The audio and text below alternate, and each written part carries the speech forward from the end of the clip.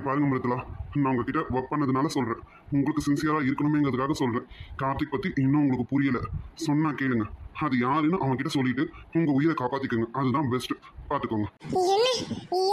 என் வீட்டுக்குள்ள வந்து என்னைய மிரட்டுறீங்களா நீங்க? இருங்க, இப்ப நான் என்ன பண்றேன்னு பாருங்க.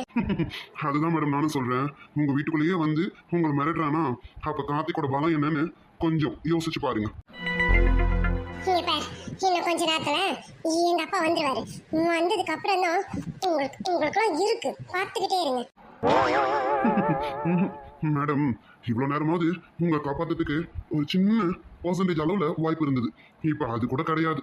கார்த்திக், நீ உன் வேலையை ஸ்டார்ட் பண்ணு கார்த்திக். இதுக்கு மேலலாம் இவங்களை காப்பாற்றுறதுக்கு வாய்ப்பே இல்லை. நீ ஆரம்பிக்கலாம். ஆரம்பிமாப்ல. என்னங்கடா, என்ன மிரட்டி பாக்குறீங்களா? இந்த மிருதுலா பத்தி உங்களுக்கு தான்டா தெரியல. பாக்குறீங்களா இந்த மிருதுலா இப்ப என்ன பண்ண போறேன்னு பாக்குறீங்களா? இருங்கடா, இருங்க, இங்கே இருங்க, எங்கேயும் ஓடிடாதீங்க. நீ ஆளுங்களை கூப்பிடுறேன், அவனுங்க உங்களை அடிச்சு போட்டுவானுங்க பாரு. சரி, கூப்பிடு. உன் ஆளுங்களை கூப்பிடு.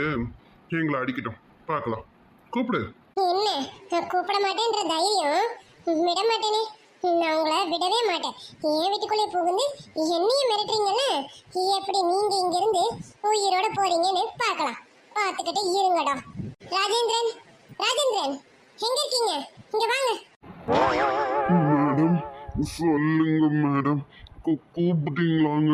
ஐயோ, இந்த சார் இங்கதான் இருக்காரா?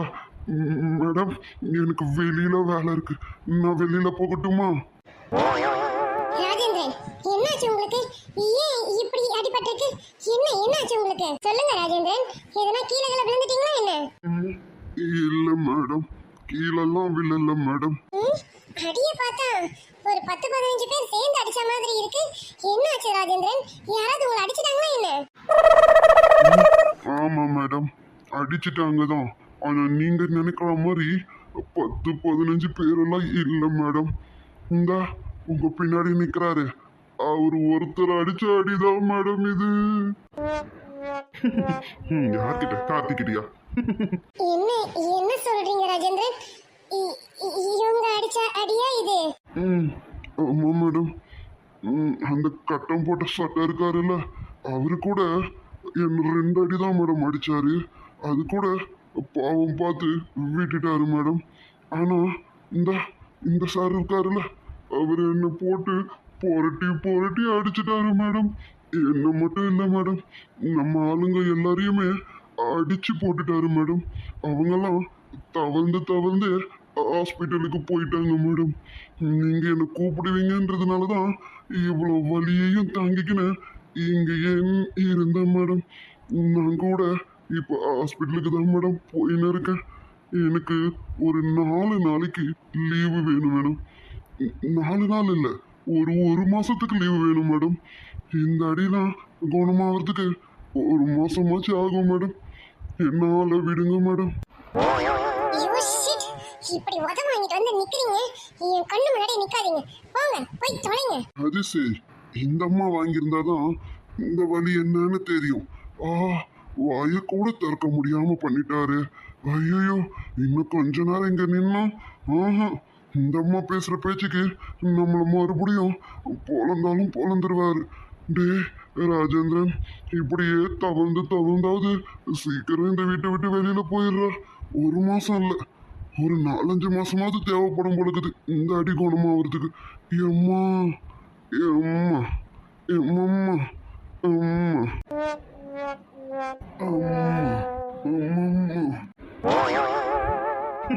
இங்க பாருங்க மிருதுலா, ஆம்பளை அவனுக்கு அடி எப்படி விழுந்ததுன்னு பாத்தீங்க. கொஞ்சம் யோசிச்சு பதில் சொல்லுங்க. இல்ல உங்களுக்கெல்லாம் கார்த்திக்கோட சுண்டு வரல பட்டாலே சுருண்டுருவீங்க. பாத்துக்கோங்க. என்ன மிரட்டி பாக்குறீங்களா? அவனுங்க மாதிரி நான் ஒன்றும் கோலை கிடையாது. இங்க பார், எங்க அப்பா இன்னும் கொஞ்ச நேரத்துல வந்துருவாரு. அப்புறம் இருக்கடா உங்களுக்குலாம், பார்த்துக்கிட்டே இருங்க. இதுக்கு மேல சரியா வராது. கார்த்திக், நீ கொடுக்க வேண்டிய ட்ரீட்மெண்ட்டை தாராளமா கொடு. அவங்க அதை வாங்கினதுக்கு அப்புறம் தான் அவங்க வாயில இருந்து உண்மை வரணும்னு நினைக்கிறேன். நீ ஸ்டார்ட் பண்ணு கார்த்திக். டேய், இங்க பாருங்கடா, நீங்களாம் ஒரு ஆம்பளையா இருந்தா அப்படியே நில்லுங்கடா. இன்னும் கொஞ்ச நேரத்துல எங்க அப்பா வந்துருவாரு. வந்ததுக்கு அப்புறம் எங்க அப்பா கிட்ட பேசுங்க. அப்ப தெரியும் இந்த மிருத்துலாவோட பின்பலம் என்னன்னு.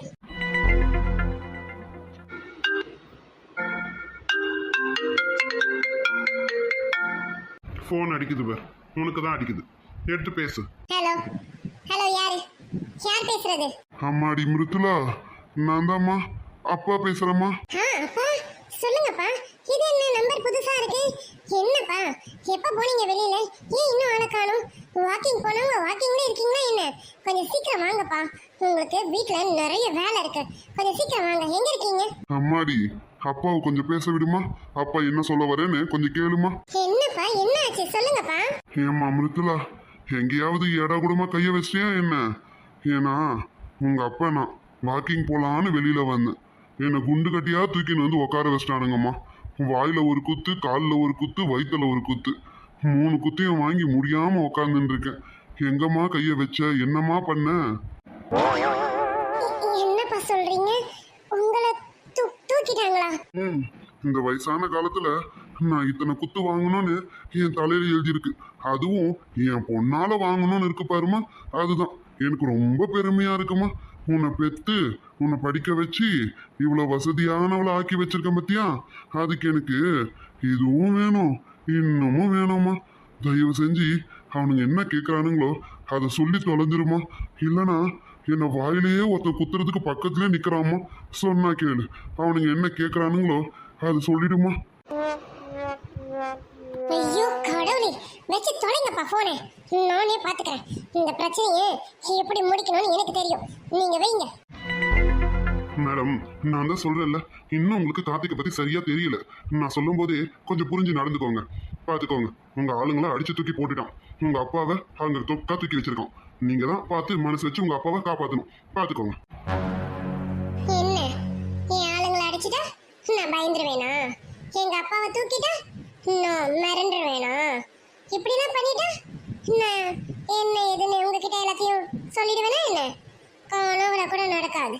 உங்களால என்ன பண்ண முடியுமோ பண்ணிக்கோங்கடா, போங்கடா. ரைட்டு, சவப்பெட்டியை ரெடி பண்ண சொல்ல வேண்டியதான். ஃபோன் பண்ணிடுறேன் சகல, நீ கவலையப்படாத. 2 நிமிஷம் தான், வந்து இறங்கிடும் சவப்பெட்டி. நீ உன் ட்ரீட்மெண்ட் ஆரம்பி. ஸ்டார்ட் பண்ணிட வேண்டியதுதான். வந்துடும்ல டைமுக்கு. கண்டிப்பா கார்த்திக் சொல்லி வராமலா இருக்கும். நீ கவலையப்படாத. நீங்க வேலை முடிக்கிறதுக்குள்ள வாசல்ல வந்து நிற்கும் சவப்பெட்டி. நம்ம ஏற்றி அனுப்ப வேண்டியது மட்டும்தான் வேலை. நீ ஆரம்பி. என்னங்கடா பூச்சாண்டி காட்டுறீங்களா 2 பேரும்? உங்களுக்கு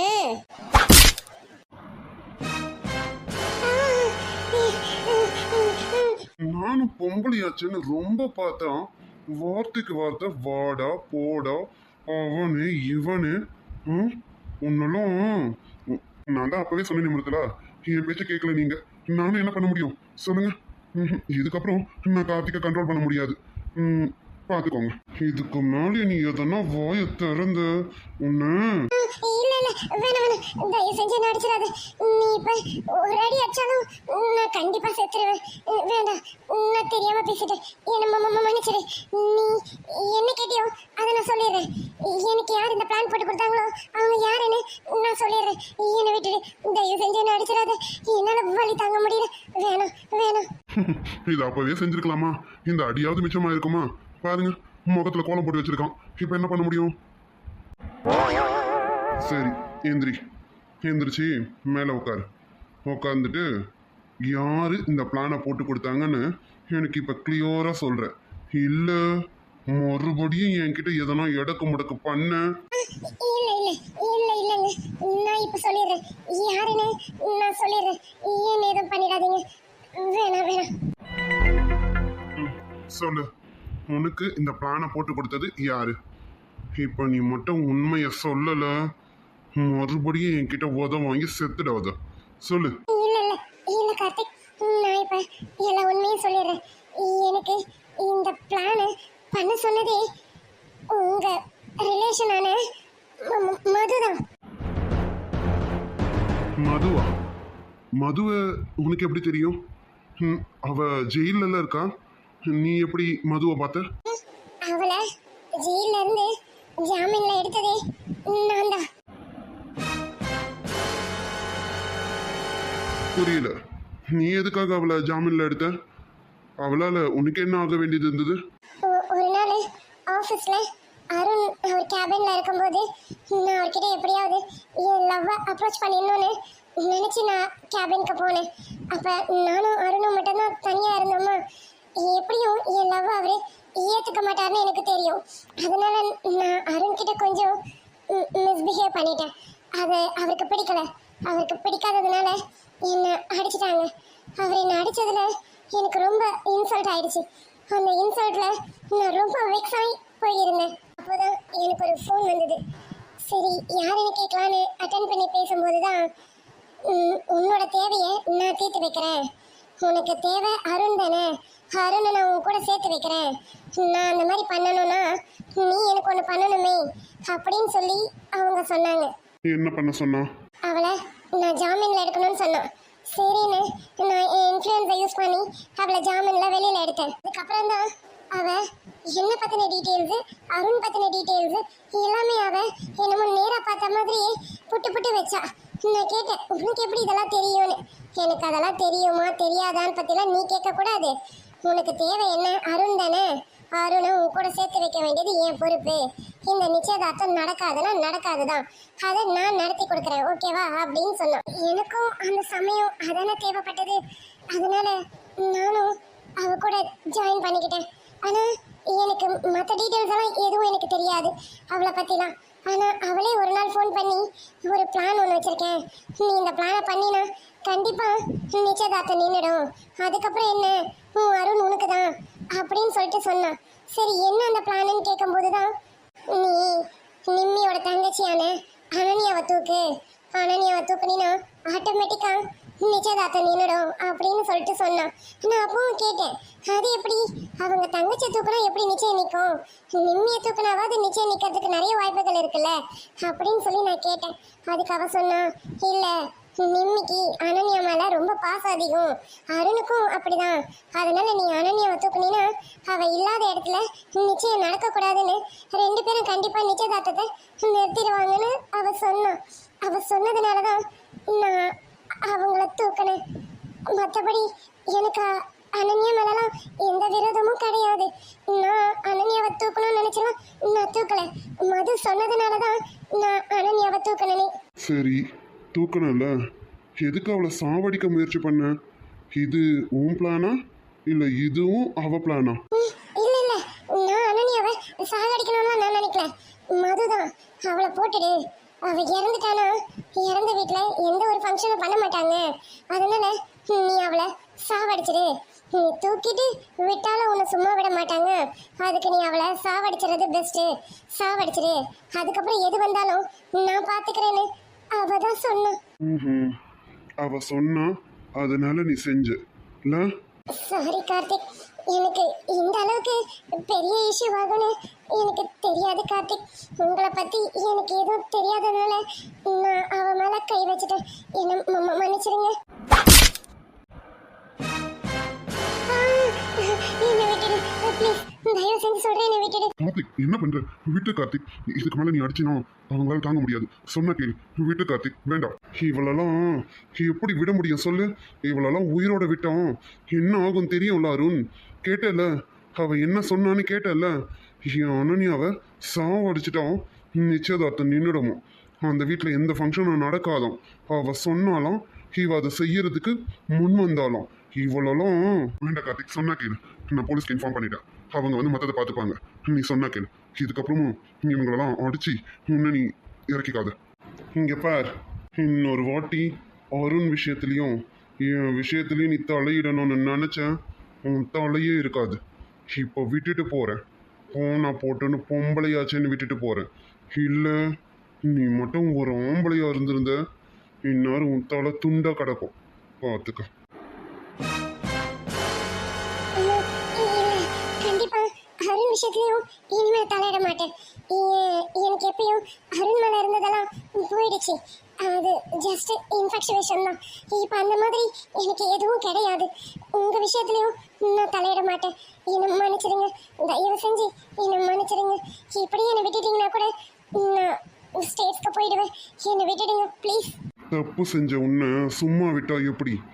தகுந்த தண்டனை கொடுக்காம விடக்கூடாது. அவ்வளோ ஈஸியாக நீ ஸ்டேட்ஸ்க்கு போயிட முடியுமா என்ன? அப்படியெல்லாம் போக முடியாது. தப்புக்கு தண்டனை அனுபவிச்சுட்டு அப்புறம் எங்க வேணா போ. அருண், நீ போ கார்த்திக். போலீஸ்க்கு இன்ஃபார்ம் பண்ணியிருக்கேன். அந்த வேல இருக்காங்க. நான் என்ன ஏதுன்னு ஃபார்மாலிட்டிஸ்லாம் முடிச்சுட்டு நான் வரேன். நீ போ. ம்.